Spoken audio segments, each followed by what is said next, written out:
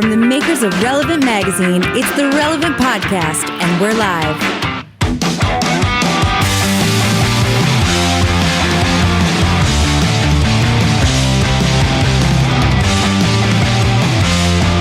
And now from our Orlando studio, here's your host, Cameron Strang. It's Tuesday, March 12th, 2019, and it's the Relevant Podcast.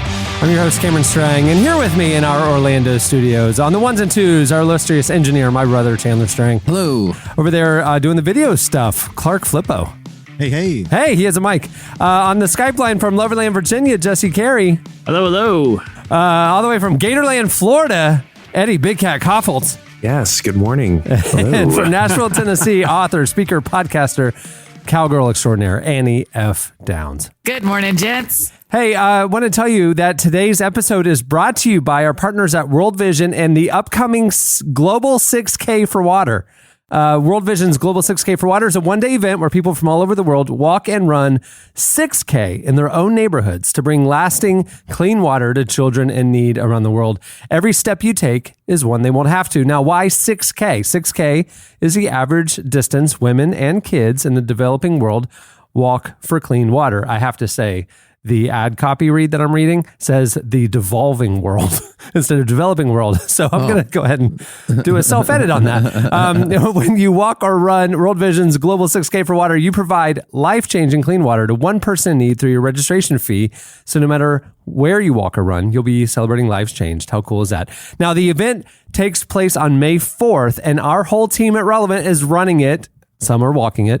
And we love for you to join us. Whether you're here in Orlando or across the country, you can join Team Relevant by visiting worldvision6k.org/relevant. You should do it. Jesse and I have started our training. So That's right. And my training consists of, here's what I do at every, it's not like I do a lot of these endurance races, but if I were to ever run the New York Marathon, I would have the same move, which is to sprint out in front of the pack just for a moment, even if at the beginning. The fleeting glory. At least can tell my children one day, there was a moment where your dad was winning. I mean, there will be a photographer that will capture that moment. It's undeniable. You were leading the New York Marathon. Yeah, and and I don't know what strategically is wrong with this plan, because I'm like, well, I could probably make it a quarter mile winning the marathon. Well, I think the problem would be you'd have to work really hard to get in the first corral, right? I think that would be not the for situation. a person like me. I'm a very slippery person and can get myself to any place I want to be. Sure. So trust me, getting to a place where I'm not technically supposed to be is not the issue I'm concerned about. That's the easy part for you. You're right. I'm more right. concerned about going full sprint and then seizing up and then being trampled by the entirety of the New York Marathon. That's more my concern. But I will say this: in my most of my training just involves short burst sprint from the starting line, just so I can say for a moment, right, I was winning the World Vision Global 6K for clean water, because really for me, yes, it's a great cause, but I'm a winner. And even if I'm only winning for a second, that's better than not having been winner at all. I think you have a wrong mental image of what the World Vision Global 6K for Water is going to be like. You can run in your neighborhood. You and some friends can register, raise money, and then just run in your neighborhood. But people know that we're running. That's like a family race. All y'all live there together. But it's true. But I'm running in Florida with the staff, and now that people know that we're hosting one, I mean, I'm expecting nothing less than busloads of listeners to come. Actually, we know of some. We definitely have seen on Twitter that there are some people that will be traveling to Florida to run with us. So you can humiliate them in person, Jesse. Wow. Even if the humiliation is like 30 yards. Just get a professional photographer there to be ready for the moment when Jesse is leading. We have a great show coming up for you today. Coming up later, we talked to Shane Claiborne. He has a new book out called Beating Guns, and it's about the gun violence issue in America. We talked to him in the new issue of Relevant, and we're bringing some of that audio experience here to you on the show today. This is going to be a lot of fun. I like this new format where we kind of integrate it into the show. So that's coming up later. Beating Guns. Tell what he's doing, Jesse. It's crazy. Yeah. So the book is about the gun violence issue, but it also is about a project that he's embarked with his co-author of the book named Michael Martin. And Michael Martin is a professional blacksmith, and he's also started an organization called RAW, tools, and raw is also war spelled backwards. And what they're doing is you can send Michael if you had a firearm or a gun, you can send it to him and he will use his blacksmith skills to turn it into a gardening tool. And what they're trying to do is go to city from city. They're collecting people's guns, turning them into gardening tools. And they're really trying to put like a literal interpretation of the prophecy in Isaiah about when the kingdom of God comes, people will turn their swords into plowshares. And so they're trying to put that prophecy in practice and also take some guns off the street. I think we should try to do other biblical prophecies very literally as well. I'm very inspired by this. It's a cool project for sure. Okay, well, moving the show along, it is time for Slices. Look at that. Look how succinct we are. We are moving the show. We are plowing forward. Serious. I was like, what is it time for? We are running this show like we are running the New York Marathon. We are sprinting out to an early lead. Out of the gate. Now, here's what's curious is if one of us goes down in a catastrophic injury any moment if now. somebody pulls a hamstring, we're going to need you to slow it down next torn week, Cameron. Achilles right away. All right. Okay, What do you have, Jesse?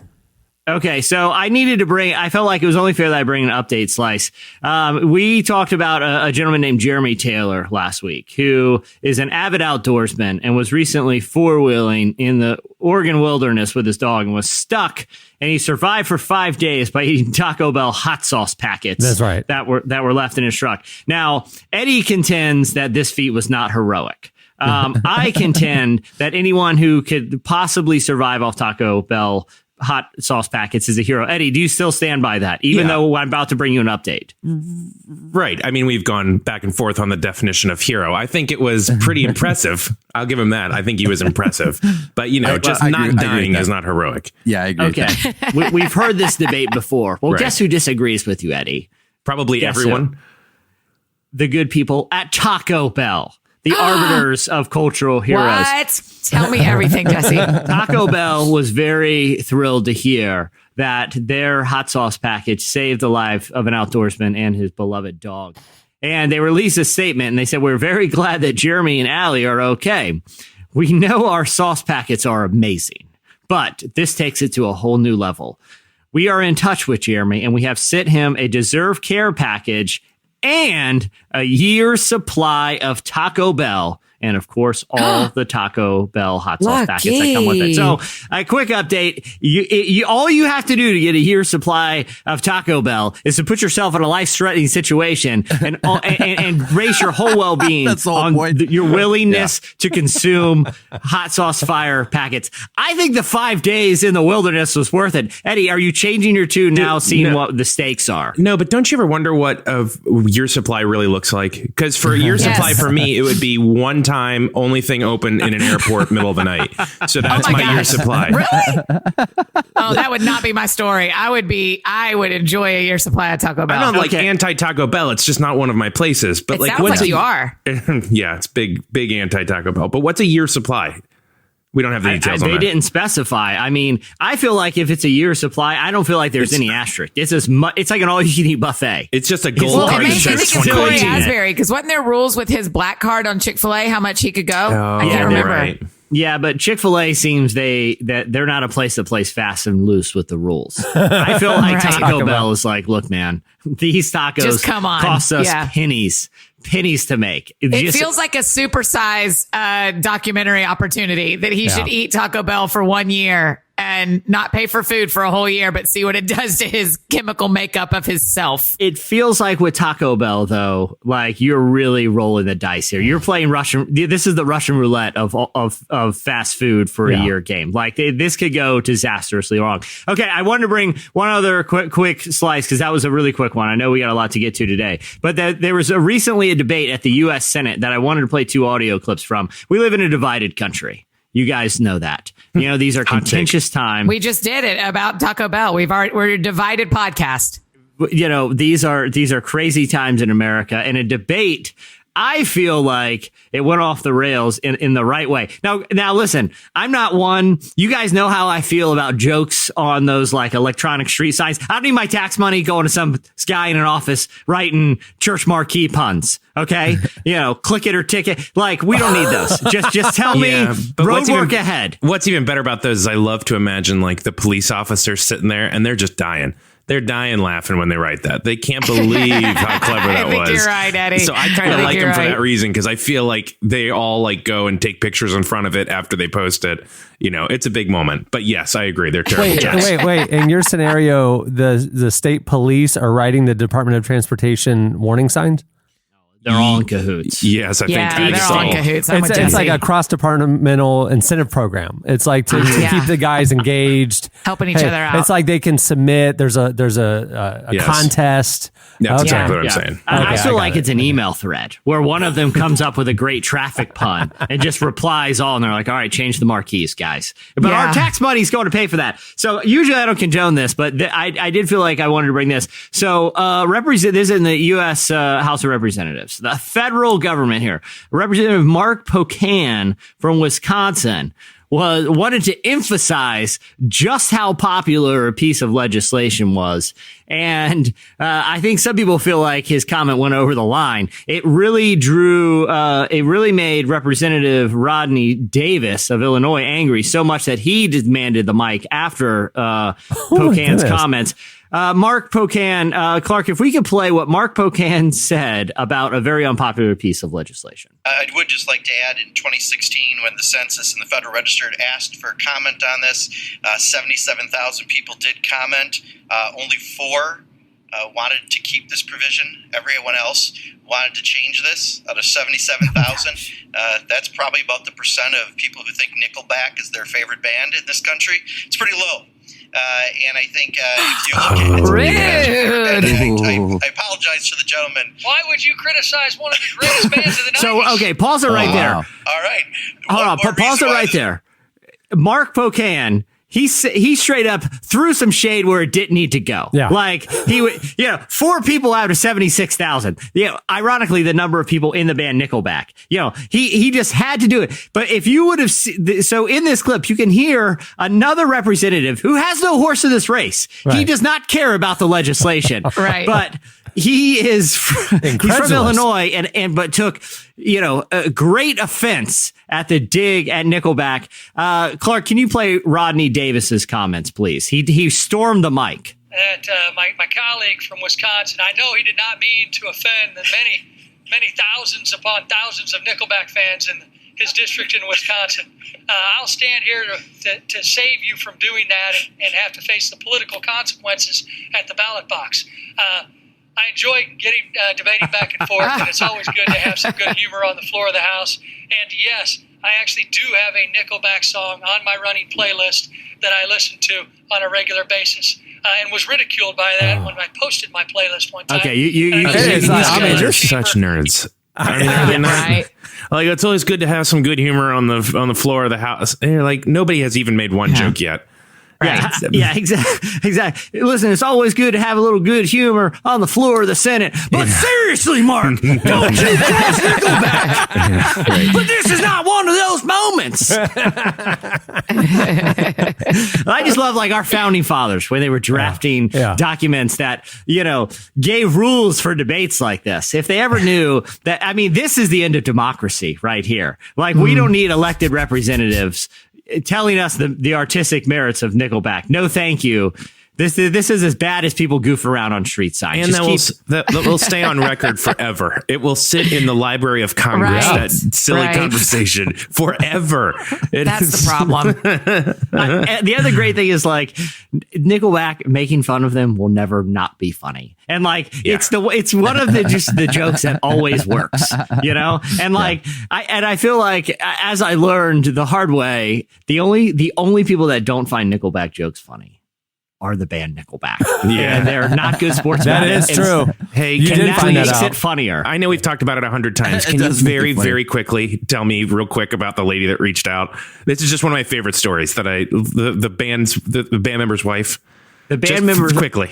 I mean, wasn't Avril Lavigne one of the band members' wives? Yeah, At one different. point, yes. briefly. Well, yeah, no, the best. Okay, so one of the band members' wives reached out to me personally via Twitter when I was attempting to listen to Nickelback for 168 straight hours. But the funniest was Chad Kroger.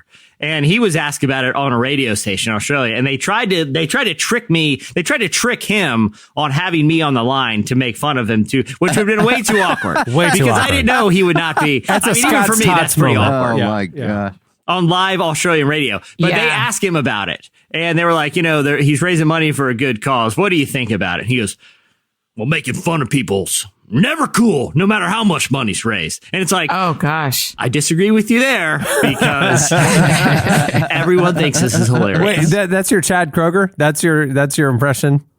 Yeah, man. Very close to. It's a little Hulk Macho Hogan. Man Randy Savage. Yeah, it's a little WWE. Very close. They both sound like they smoke unfiltered cigarettes and drive, trucks for a living when they're not, famous rock stars. Yeah. Like if you have that voice, you're either the lead singer of a band who the whole band wears Affliction t-shirts, or you're trying to get into professional wrestling. That's the two career Solid paths for slice. you. Yeah, pretty good slice. All right, what do you have, Eddie? Another quick audio slice. There is a doctor in Massachusetts who apparently, because he's a doctor, I guess has to call CVS a lot. They don't have the thing where they send in the prescription automatically. So this guy has to call CVS. And the Boston Globe reported that this doctor has sort of started to freak out, and he is freaking out about the hold music for CVS. Now, if you had said, does CVS even have hold music? I don't even think I'd know what it sounds like until I looked up CVS hold music. And not only are there just endless search results about the CVS hold music, but there are many, many, many covers of it. Chandler has one queued up. Chandler, can you just play a sample of it so we get a sense of the CVS hold music?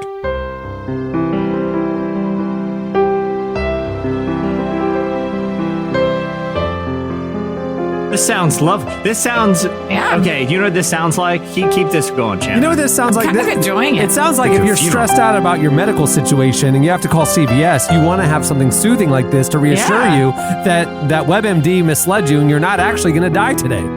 Now, this is what it sounds like to me. It's like, all right, now while the offering plates go around, Linda's going to come up and perform a very special song for us this Sunday morning. And like, this is just playing over the loudspeakers. And it's like you ever been in one of those situations where they have a special guest song and they miss their cue on like a pre-recorded track and they're just like, it plays from and they're like, can you start it one more time from the beginning? I'm sorry, I missed it. Oh my gosh, that like raises my blood pressure just hearing you say it, Jesse. You've been in those situations though too. It's just some random person from the church. The pre-recorded track is played, and you can tell everyone in the service is like, the cue was right there. The cue was right there. And you missed it. Or they just jump in and try to catch up. Right. So I'm sorry I interrupted, but that's what came to my mind when I heard this. It sounds quite pleasant. So Dr. Stephen Schlossman apparently freaked out so much. He is a psychiatrist at Mass General Hospital that he wrote a letter to CVS. People got word of this letter and began chiming in, and CVS has taken it so seriously that they are making the change. They are having to change they are changing their entire phone system, because it's not just like they go and upload a new MP3. Apparently, there's an entire phone system update that has to happen, but they are taking it very seriously. And that CVS music that has been driving people crazy is changing. It did make me think of at IJM, every time we have to call into a call at headquarters, there's hold music, and it's like I hear it in like dreams sometimes. Like it's not, but it's just background music. It's not like the forefront, but it's like always there. And then Jesse, you reminded me of you were starting to sing it. What was the worst?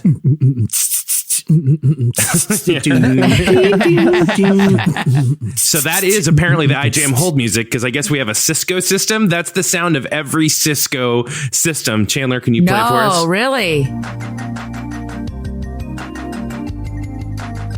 So this whole never music, heard that before. Okay, I've heard this this many times because it's ubiquitous. Any company that you call in that has Cisco, this is the default hold music. There's actually a story behind it. Chandler, you listened to that episode of Reply All, right? Where they dug up the origins of this song. I did. It turns out it was just like an engineer at Cisco. Like they get the whole phone system up and ready to go, and they're like, oh, you know what? We need hold music. Well, one guy's like, well, I kind of play around. I've got I kind of dabble in my own time, and they just plug this in, and now literally a decade later, people are listening to this song for hours and hours every single day. This clip that Chandler was playing from is actually a 10-hour non-stop loop on YouTube. Yeah. So feel free to just chip away at your brain with that. Terrible thing to exist. Why does that even exist? So the doctor, I'm just trying to go back to the story. The doctor wrote a letter to CVS and caught viral fame. Right. And so CVS is changing their entire phone system to address it. Apparently they have to change the whole system in order to change the song, but the song is changing. Of course, the song will still be hold music, and in a year, everybody's going to hate it again, because that's the real problem with it. Like, inherently, there's nothing wrong with the song. It's just, if you're a doctor calling it the same song, 15 times a inherently, day. there's something wrong with humans. That's what you're saying. What they need, they need to blow up those. So we don't need hold music. Let's see what they do at movie theaters now and have fun trivia or something. Or play HQ trivia while we're on hold.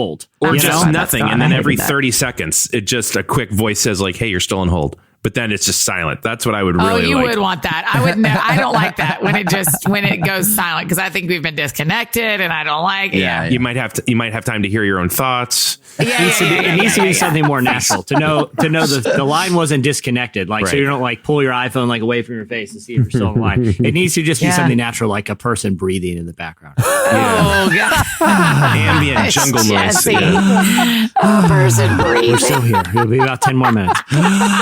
And they just hire a person just to breathe all day. Yeah, it's not literally a person alive breathing. Oh gosh.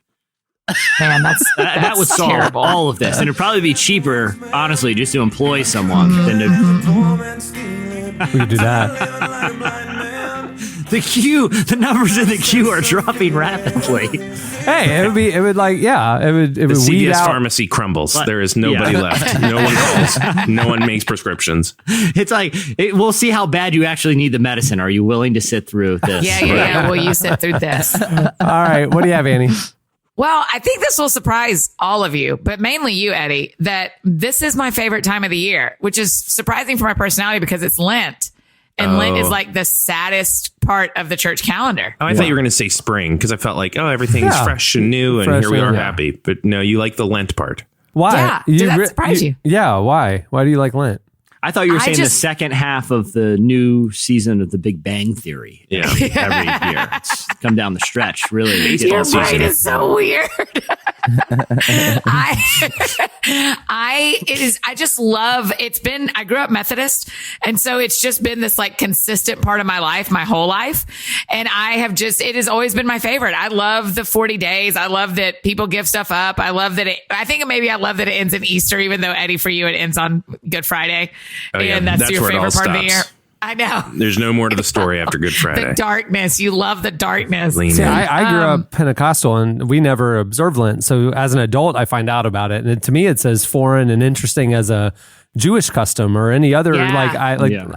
It's interesting to me to Jesse, to did learn you grow about up observing Lent? No. I mean, occasionally people would do it as almost like a novelty, like, oh, I'm going to give up sweets or something, you know. Yeah. But they weren't. They didn't have like the kind of religious reverence.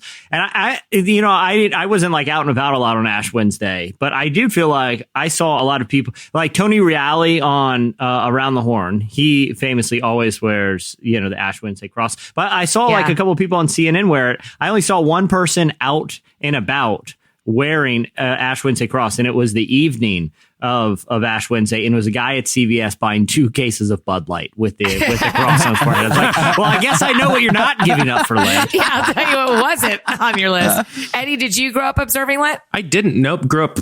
No. Oh, the only one. Like, I kind of knew about it, just like Jesse. I knew about it, but it was not until an adult. But I love it. I really appreciate the season and the practice, but I did not. Yeah, it's a whole new thing. I always thought of it as like the backup New Year's resolution. It's like I blew my diet in January, for Lent I'm going to give up the carbs or something. Yeah, I don't think you're that wrong, bud. I think that's kind of how a lot of people treat it. And Twitter, they did openbible.info. This guy, Stephen Smith, who works there, kind of went through and did a survey about what people were giving up for Lent, and kind of there's some really interesting stats on it from Lifeway's research, like 3 in 10 Americans observe Lent, which is about right for our math on here too, because 1 in 4, 3 in 10, that's not very far off. And Catholics are the most likely to observe it. 61% of Catholics observe Lent. And my question for you is, do y'all want to guess some of the top things people are giving up this year? Meat. Isn't that a big one? Meat is in the top 10. Wow. Candy. And these are canes. Social media. He observed 42. He used 42,000 tweets. When he asked people, 42,000 people responded in tweets, and they categorized them, which is a nightmare. So 42,000. That's a pretty good, survey. Cross section. Right? Yeah, I agree. Okay, meat. You're right. Social media, I would say probably. Yeah, social media is the top 2. Bizarrely, social networking is 1, and Twitter was number 2. Husbandry? But say it again. Animal husbandry? No, that was not even in the top 100, surprisingly. So I'm out of guesses. I like when people put stuff they shouldn't even been doing. I don't trust any. I'm going to stop vaping. Yeah, Jesse, I'm not even going to read some of the things on this list. People can go look it up on ChristianityToday.com. But there are some things that I went like, you wrote that on Twitter? Like, you didn't write that on a secret piece of paper and pass it to the professor. You wrote that on Twitter. I would not have said that. I don't trust any poll at a .info site. I don't know. I just feel like that's where the guy works. This is on Christianity Today. But the guy who did the research works at. Yeah, there were a couple of different polls, and they all kind of came to the same top 20. Yeah, I will say this: right. I've blocked all .infos coming in. we have to. Yeah, there's malware. Yeah. It's okay. rampant. So here I'll read y'all the top 10, and you can just see if you connect with any of them. Social networking and Twitter. Alcohol is number 3. Chocolate is number 4. Lent is number 5. You give up Lent for Lent. That's people that are trying to be funny. I gave up Lent for Lent. You're like, technically, it's a loophole, but it works. Yeah, that's right. Meat, as you guess, Cameron. Swearing is number 7. Coffee is number 8. Soda is number 9. And sex is number 10. Wait, why? What was number 2? If you're married, why would you do that? 2? If you're not married, you shouldn't. What? Yeah. Jesse, you're asking the right question, because the first one was social media and the second one was Twitter, if it's not the same thing.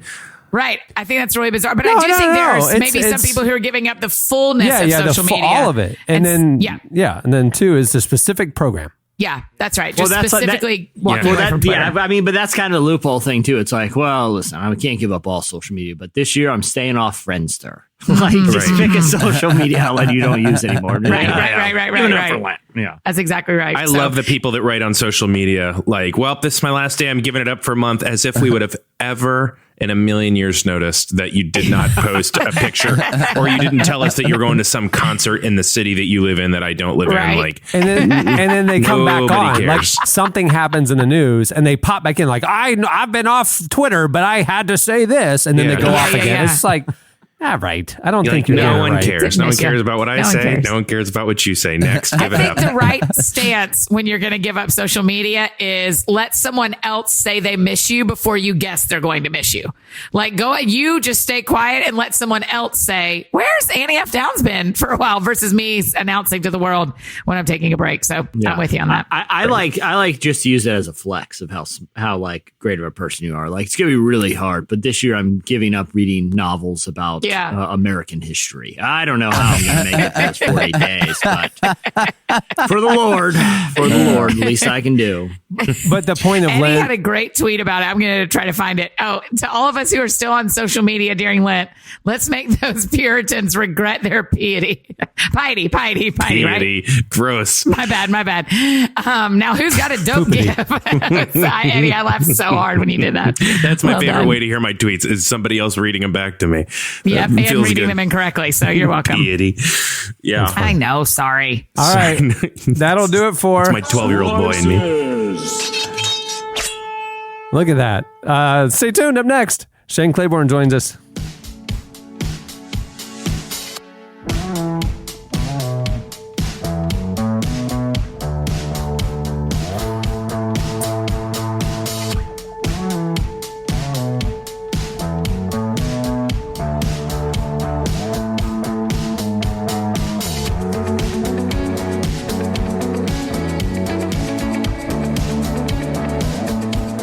Today's podcast is also brought to you by Samaritan Ministries, a healthcare sharing ministry with over 250,000 Christians caring for one another's needs, from broken bones to cancer, pregnancies to organ transplants, all without the use of insurance. When Samaritan member Krista's son had a long struggle with his health, she felt anxious about submitting the bills for payment. It would have been her family's first medical need with the ministry, and she just wasn't sure if it would really work. To her great relief, Samaritan Ministries immediately shared the need, and her family began receiving financial gifts to pay off her son's bills. But along with the money came letters and cards for her son's complete healing. She noted that once the body of Christ began praying for him, her son was finally released from his doctor's care with a clean bill of health.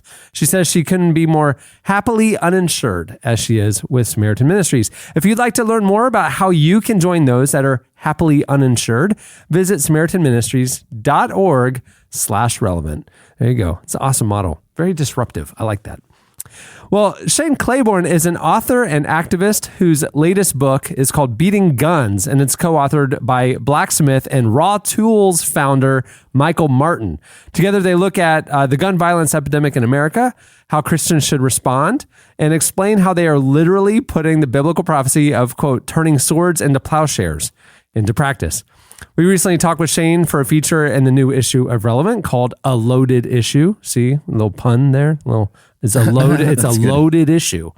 Chandler. That's good. It's good. The only thing he said in the whole show. Jesse, That's the one thing he said. the team spends, it's like they're cops with the road signs. They spend an inordinate amount of time writing headlines for the issue. And Chandler will laugh at all the good ones that even don't get used. Chandler's been in meetings where it's like, that was good. Why didn't you use it? Yeah. And I'm like, I don't know. We got a million. But Jesse, the reason that the title is obviously so apropos is because, the issue of guns is very sensitive, particularly among people who happen to be, passionate about them. And one of the reasons why it was interesting to talk to Shane is because he really wanted to frame the issue of gun violence, not as a political issue, but one that is actually a pro-life issue. Here's what he had to say about that.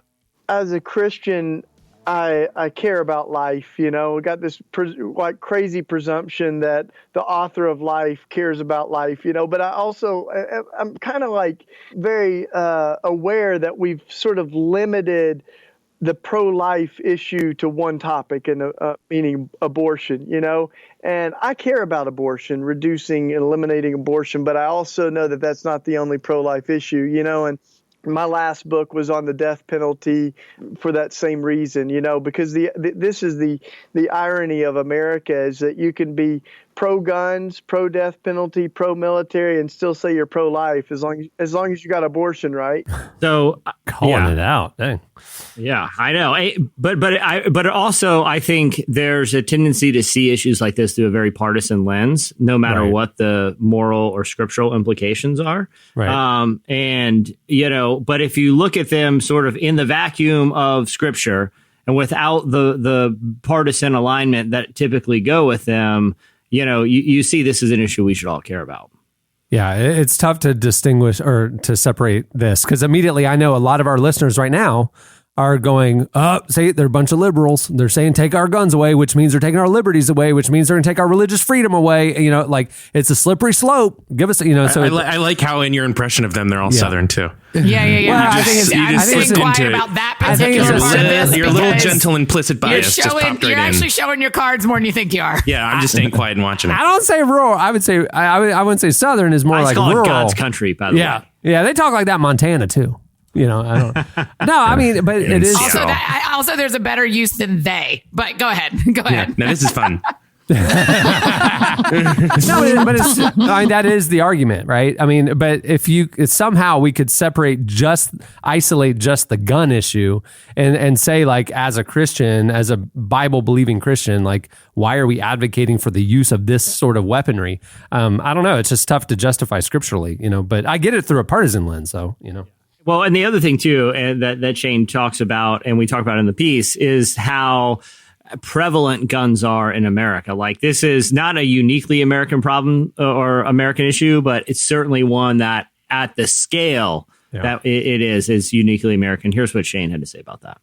in every corner of our neighborhood, I can tell you the stories of people who were shot and killed there. We've got memorials on most of our corners to folks, and that's become very personal. We just had 2 people killed with an assault rifle with 39 rounds in less than a minute. So, that's kind of what we're thinking about, even for folks that own guns or that, have a shotgun, to go hunting with or whatever. Like, we're really trying to think about this and as a life issue. And the good news is that the studies of gun owners overwhelmingly show that gun owners want to see some changes made. That depending on how the question's asked, background checks or assault rifles, or should domestic abusers or folks that, can't fly on airplanes, should they be able to, acquire guns? These are so I think a lot of really sensible folks believe we need some changes. And there's people that'll say, it's not a gun issue, it's a heart issue or a sin issue. And what Mike and I are saying is, why can't it be both? It's absolutely true that it's both a heart issue and a gun issue. God heals hearts and people change laws. And so let's see what we can do to save lives in this country. Yeah. Again, I like how he frames it. And he's not, taking away from, people's thoughts about, well, obviously, yeah, people who are violent and have violent intentions will find a way. Right. Just look at what's going on in London right now. There's a stabbing epidemic. It's international news because they don't allow guns. There's not access to guns, but bad people are still hurting innocent people. Would you be able to do a quick impression of what it sounds like in London with the stabbing epidemic? Jesse does the better British accent. I can't do the British accent. Yeah. I'm just not doing it. I'm not wading into it. I just want to cheat you. Jesse, what does it sound like in London? Oh, who the stabber? What's his mindset? I'll say this. Here's what Shane had to say about the image from Scripture. My gosh. About I'm going to walk right out of this. Right out of this room. Roy, what's that? What's that? That hurts. I've been stabbed. Oh my gosh! What a bugger. Okay, I'm gonna get us out of this one. British friends, I just want you to notice. Because Annie's literally texting me these lines to say. Yeah, that's Annie's fault. She got mad. She got mad that there was a possible malignment of the Southern Bible Belt, and she's taking it out on the English. She gave up sarcasm for Lent, so she's texting all of her comments to Eddie. It's a loophole. It's a loophole. No, but one of the things that Shane and Michael have done is what we're talking about at the top of the show, was where they're going around the country and people who have guns that maybe have just decided they don't need them anymore, or they don't need as many anymore because they're not, Shane isn't advocating that we eliminate guns. It's just that we look at some sensible legislation. But it also, it clearly in the book of Isaiah, it talks about a prophecy of when the kingdom of God comes. People will not need weapons. There won't be a need for guns. There won't be a need, in this case, for swords. That in the kingdom that we're supposed to usher in, people will literally turn their swords into plowshares. So turn their weapons into tools that can be used to give life. And here is Shane kind of talking about that in particular scripture. It is an image that comes from Scripture, and it appears in the prophets. Both Micah and Isaiah have this image of God's people beating their swords into plows, their spears into pruning hooks. And then it goes on to kind of foretell a future where people will study violence no more. They will learn to kill no more. Nations will not have wars. But it all begins with people who begin to transform weapons into farm tools, to garden tools. And so we got really inspired by that.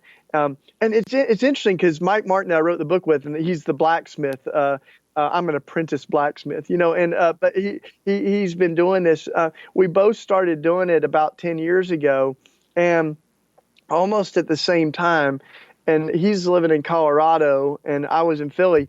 And we thought, man, geez, we got, more guns than people. People probably have some extras that they want to get rid of. So we invited people to donate guns. And one of our first ones was an AK-47 that this dude was just kind of like, man, I don't know why I've got this, I don't use it to hunt. It's hard to imagine using it for anything good, and so he donated it and we turned it into a shovel and a pitchfork. We have, when we were doing this story, they sent us a couple of these things, and in your head, you're probably thinking like, okay, it still looks like an AK-47. They just put a spade on the end of it. It's not. They literally melted it down and turned it into like a real nice looking tool. I mean, they're here in our office with us.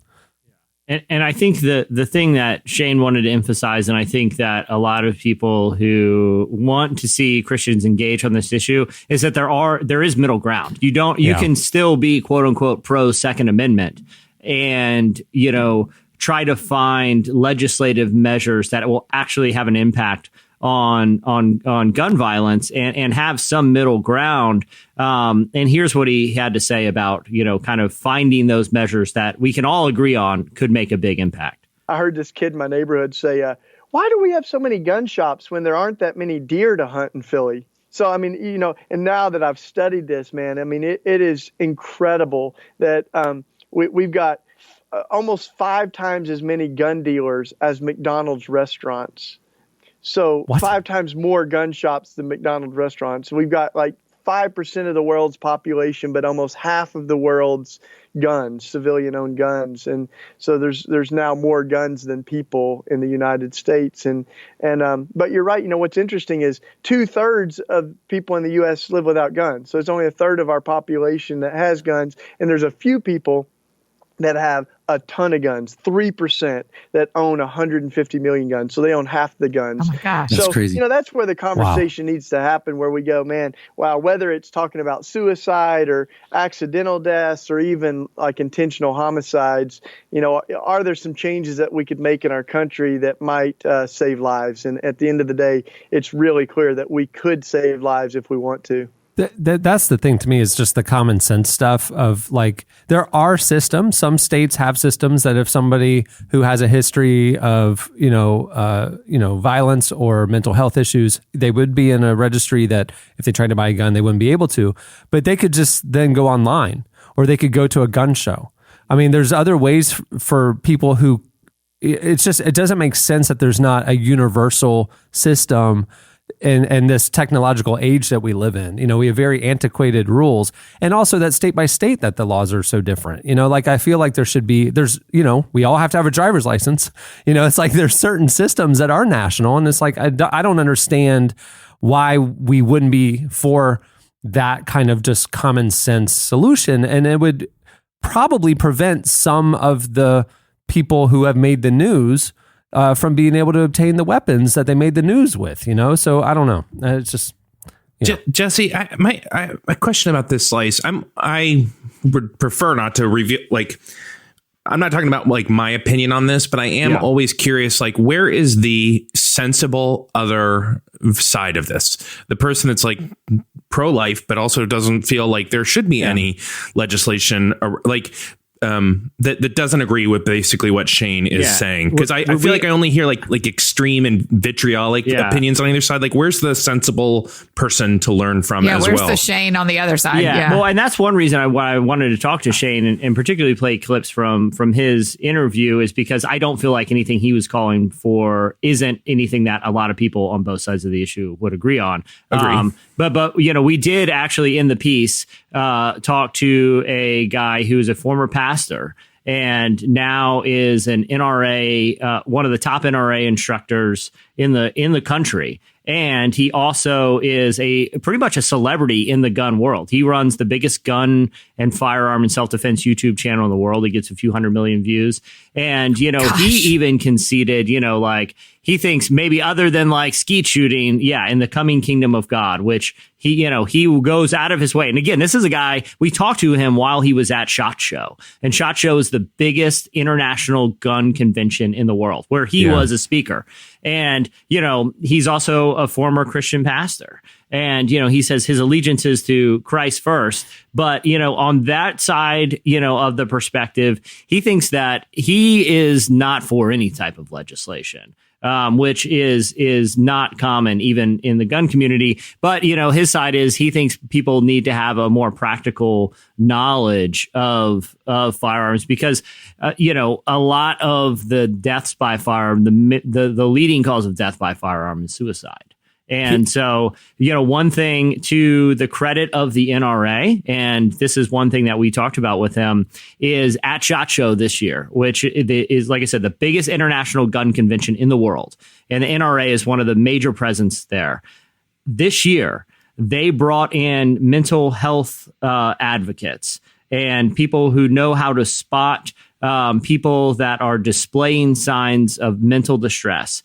And they were doing free seminars for any person there that owned a gun retail shop or worked in the firearm retail world. So that if you work at a gun shop and someone comes in, they would, be better equipped and better trained to recognize someone in mental health distress and to offer assistance there in the gun shop.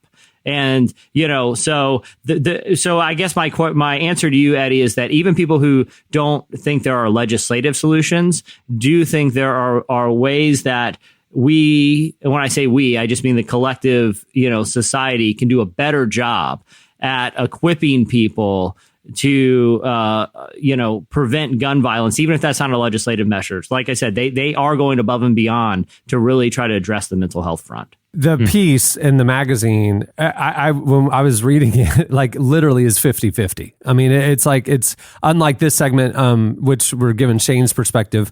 It really, we gave a lot of real estate to the pro-gun Christian perspective. He made some compelling arguments.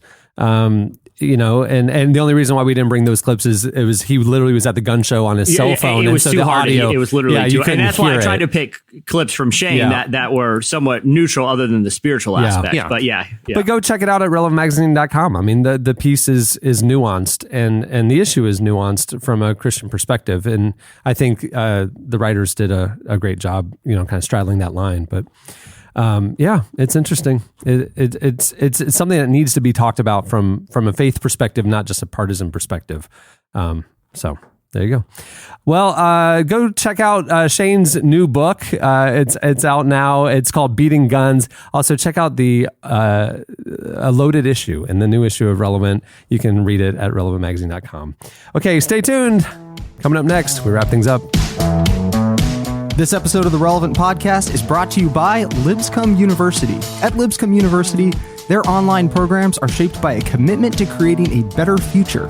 And with multiple undergraduate, graduate, and certificate programs to choose from, you can define what that future looks like. Plus, you earn the same academically rigorous degree you'd get on their campus with the flexibility to fit your life. Listen, at Relevant, we believe in you, the listener. We know you're ready to lead. So you can pursue your goals and a better world at Lipscomb Online. Visit lipscomb.edu/online to learn more. That's lipscomb.edu/online.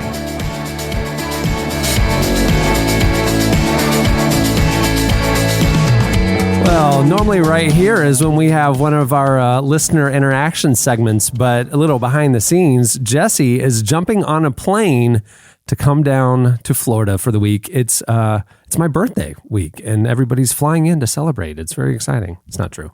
Well, it is my birthday week. He didn't invite either of us. It's not yeah, it is his birthday week, and people are flying in. But other than that, it's not true. They're not related. It's cool. They're not related. Yeah, everybody's coming in. And ironically, we're going to a gun range. So.